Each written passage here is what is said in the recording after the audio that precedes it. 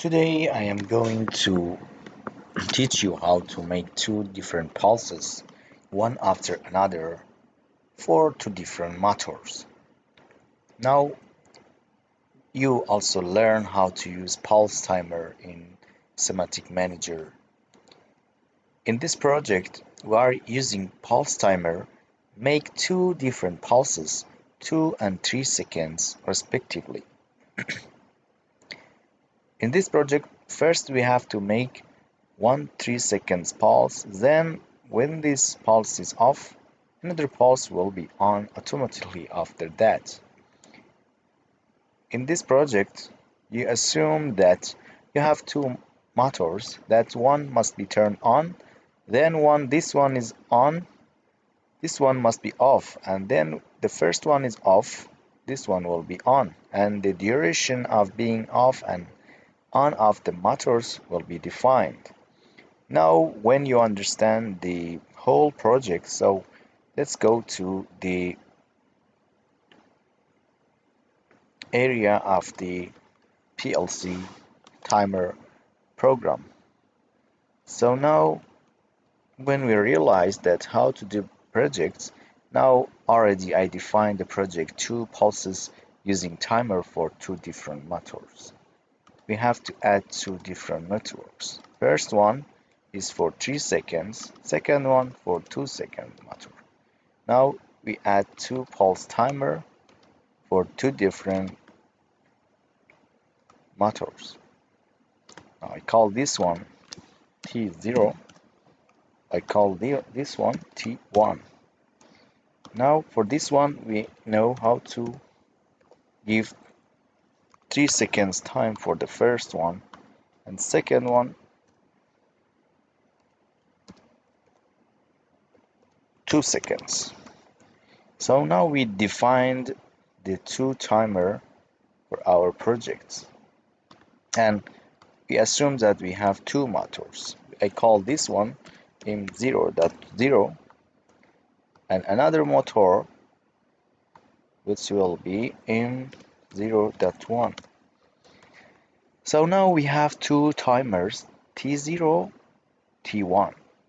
M0.0 is the first motor, M0.1 is the second motor. Now I call this one edit motor 1. This one right click, edit symbol, and symbol you write motor 2. Okay. Now I have to make it a little clear. Okay, now we have two motors, two timers, and we gave already the second. So now we want, when turning on this motor 2 will be off. So we have to negate the program here. And also here we must be negate. And this one, when motor E1 is on, motor 2 must be off. So there must be an interlock. So I put the normally closed contact here for motor 2. So when motor 2 is off, this will be 1 and timer 0 will be on and motor will be on. And then when it is on, it must be off. So M0.0. Vice versa. They have interlock here. So now we understand how to make it. Let's go and download the program to the PLC and go live with the program.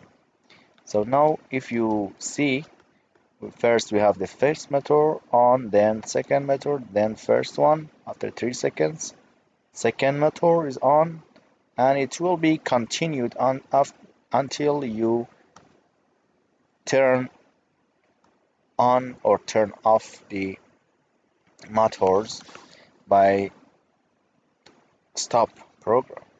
So now you can even increase the time for timers. Now you can see, for example 6 seconds, and this one for example 4 seconds. To realize how to really work with it, download to the PLC, then go live. Now you can see for longer time, 6 seconds,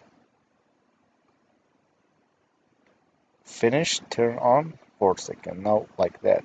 If you go and check the program here, I can show you a program for this one. Like 0, we have inputs M0.0, not M0.0, and M0.1, not M0.1, and this one is motor 0, motor 1, motor 2 outputs. So for example, now we have M0.0 on, the timer T0 is on, then not M0.0 will be 0. So the motor M0.0 will be on. So here we have turn it on for 4 seconds and 6 seconds. So when M0.0 is on, not M0.0 is 0. So M0.1 is on, off. And after that, after these 6 seconds, M0.0 will be off. And M0.0 will be off. And not M0.0 will be on. And we can see that M0.1 is here on. So the pulse will be on and M0.01 will be on. This was a really small project. I just wanted to show you how to use with timers. Anytime you have problem with any timer, you can just click on it and F1 for help of the timer. You can see S pulse 5 is timer, and that's the symbols and that's parameter. You can see that S is the input, start input. TV is the present time value. Is in TV you can tell the timer after what time it will be off. R will be reset for the timer. You can connect the normally open for the timer and turn it off anytime that you want. BI is the remaining time value integer format. So BI, you can connect an output to this or a memory to it, and it will show you how to what time remains. BCD is the same, but in the BCD format. Q is the output of the pulse timer, and you checked in the project here. Description. In the description, you can see that it says is pulse 5S timer starts the specified timer if there is a positive edge at the start input.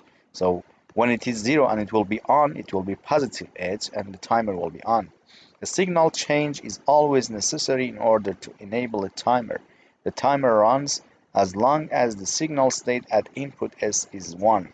So when it will be 0, the timer will be off. And also you can see here a timing diagram. So when we give it input to S, it will be on until the time of the timer running T, and it will be on. And this one is for outputs. And even when the timer is off, the output will be off and doesn't care if it is negative edge or positive edge. You can check any help with any symbols here, anything that you want, just click on it and put the help. You can see other program. That's just for the PLC program in our YouTube channel. I will share more than thousands projects and you will be familiar with any aspect of the program. Anything here, you can work with them, especially with the projects, and you will understand how they work and you don't need to memorize them. Goodbye.